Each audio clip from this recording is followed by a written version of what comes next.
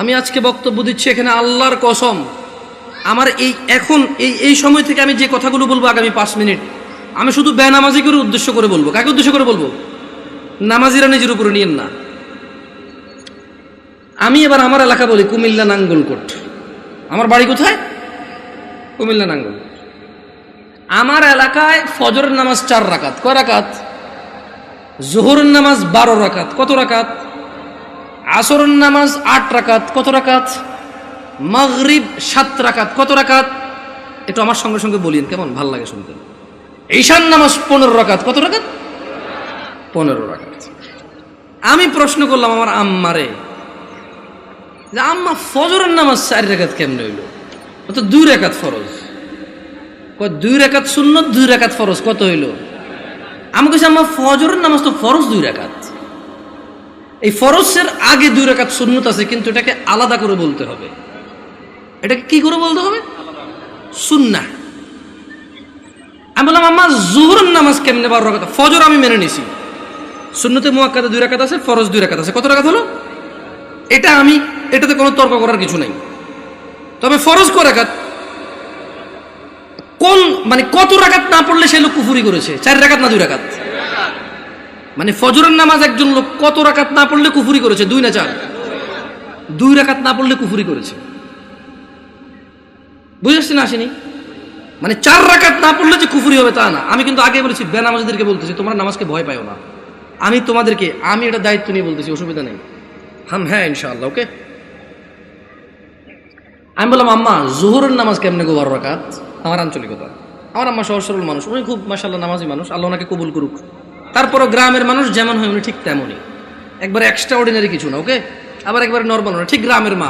উল্টাপাল্টা গুলো আগে মারতো দূরে, হ্যাঁ, একবারে ঠিক গ্রামের মাই। ঝগড়া হলে দেখা যায় আরেকজনের দোষ, মাইর দিত আমগো আমার ভাইদেরকে, তুই গেছুস কে? ঠিক ওরকমই আমার আম্মা। তো কয় যে বড় সুন্নত 4 রাকাত। কোন সুন্নত 4 রাকাত? ফরজের আগে। ফরজ 4 রাকাত। কত হইল? কইলাম আম্মা ঠিক আছে 8 পাইলাম। এরপরে ছোট সুন্নত 2 রাকাত। কত হইল? কইলাম আম্মা 10 পর্যন্ত কিন্তু আমি বুঝছি, কারণ এখানে 6 রাকাত সুন্নতে মুআক্কাদা আছে। বাকি 2 রাকাত কেমনে এসে 12 রাকাত জোহর নামাজ হইল? 2 রাকাত নফল।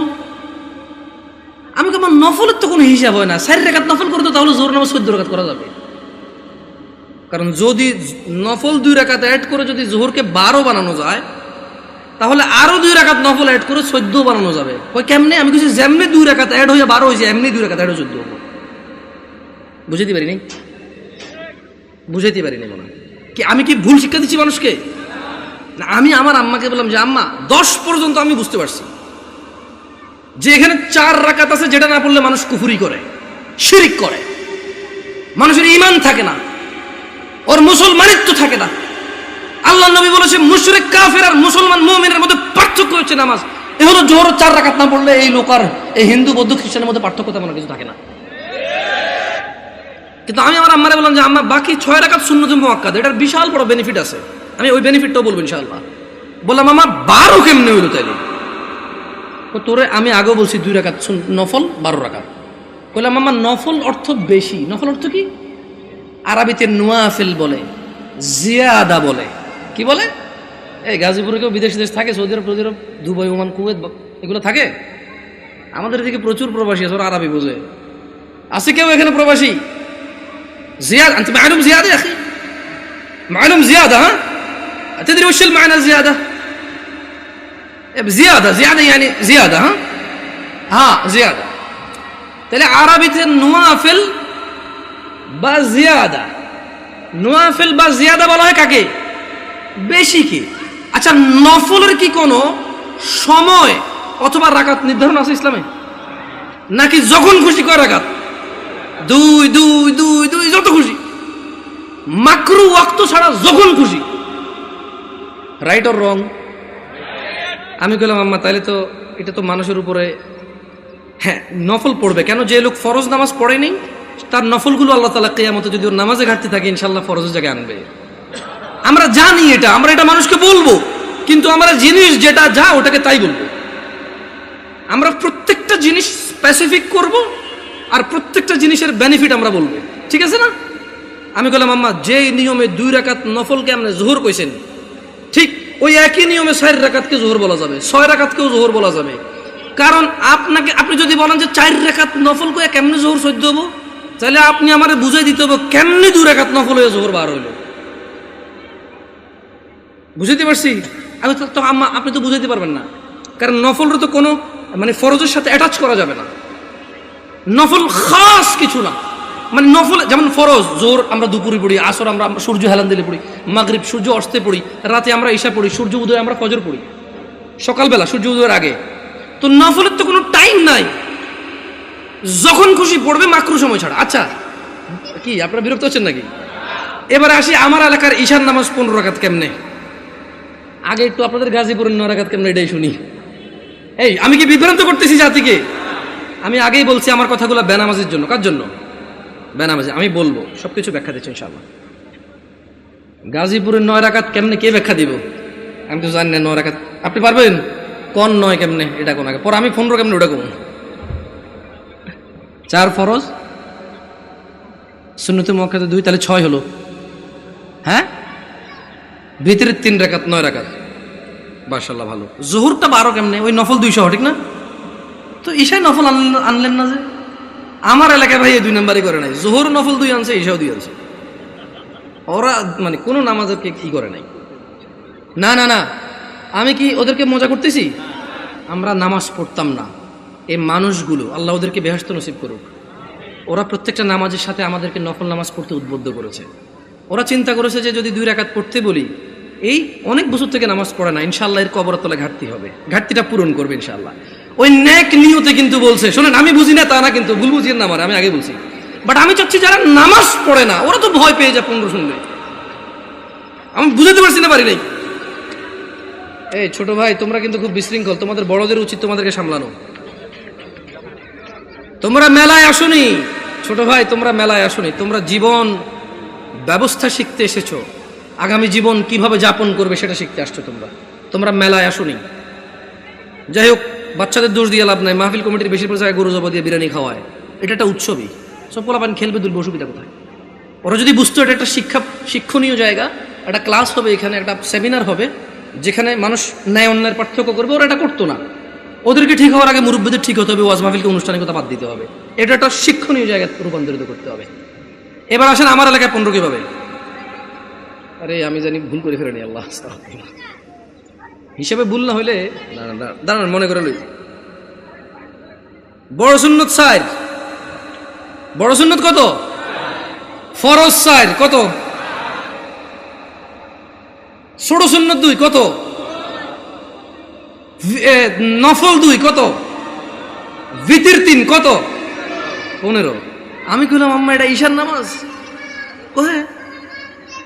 ছোটবেলা থেকে আমি যতটুকু দিন, আমার আম্মা অনেকটা পরিবর্তন হয়েছে আলহামদুলিল্লাহ। উনি ওখানে যায়, মসজিদে নামাজ পড়ে। তারাবির সময় সৌদি আরবে মহিলারা নামাজ পড়তে পারে, যায় নামাজ টামাজ পড়ে আলহামদুলিল্লাহ। আস্তে আস্তে বলে যে আরে হুত আটা যে কি ভুলের মধ্যে আসি, মকসুদুল মুমিনিন হরি হরি শেষ আটা। আমি বলছি আম্মা আলহামদুলিল্লাহ, আল্লাহকে ভয় করেন, ইনশাআল্লাহ আল্লাহ ভালো পথ দেখাবে। বললাম না, গ্রামের সহজ সরল মানুষ, যতটুকু দিন আপনি শিখাবেন শিখবে, কিন্তু যদি সোর্সটা ভালো না হয়, দিন শিক্ষার সোর্সিংটা যদি ভুল হয়, তাহলে জীবন শেষ। তাহলে জীবন কি? আমি বললাম আম্মা এখানে একটা আপত্তি আছে আমার। প্রথম কথা হইল, জোহরের সময় বুঝাই ফেলছি নফল এই নামাজের অংশ না। জোহরের সময় বুঝাই ফেলছি এই নামাজের অংশ না, নফল মানে ফরজ নামাজের অংশ না, ঈশার নামাজের অংশ না। দ্বিতীয়ত আম্মা ভিতর নামাজ কেমনে এসা হইল? যেমন উনিও কিন্তু হিসাব দিয়েছে, সেম হিসাব। ঈশার নামাজ 9 রাকাত, 4 ফরজ, 2 সুন্নতে মুআক্কাদা, 3 ভিতর। তো ভাই ভিতর নামাজ যদি ঈশা হয়ে যায়, তাহলে ভিতর কোনটা? ঈশার নামাজ যদি 9 রাকাত হয়, তাহলে ভিতরটা কই? আপনি বুঝেন নাই? যদি আপনি ঈশাকে 9 রাকাত বলেন ভিতর 3 সহকারে, তাহলে আগামীকালকে যদি একজন বলে যে জোহর 8 রাকাত, মানে 4 রাকাত জোহর আর 4 রাকাত আসর মিলে 8 রাকাত একসাথে পড়ে ফেলে, এক হয়ে যাবে।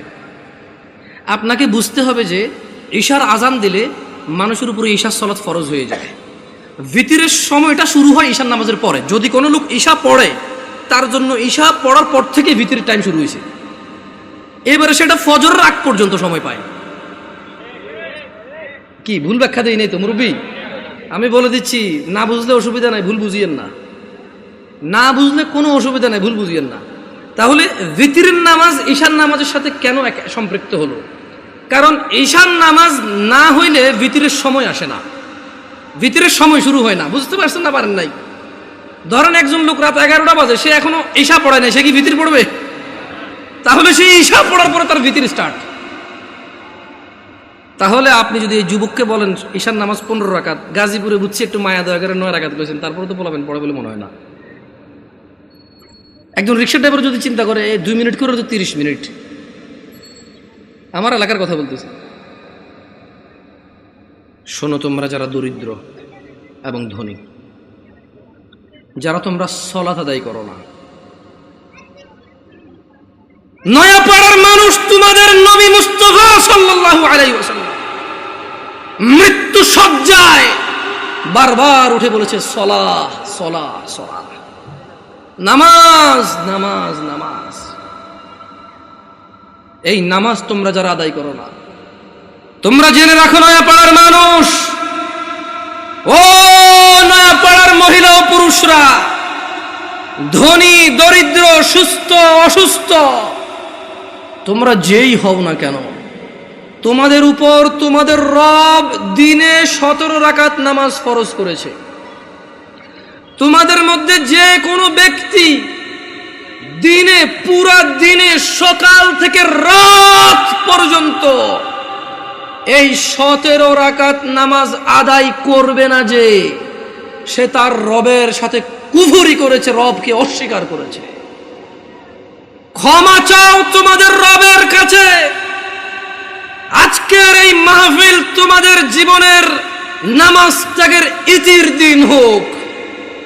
আজকের এই নয়াপাড়ার মাহফিল তোমাদের জীবনের 5 ওয়াক্ত 17 রাকাত নামাজের সূচনার দিন হোক।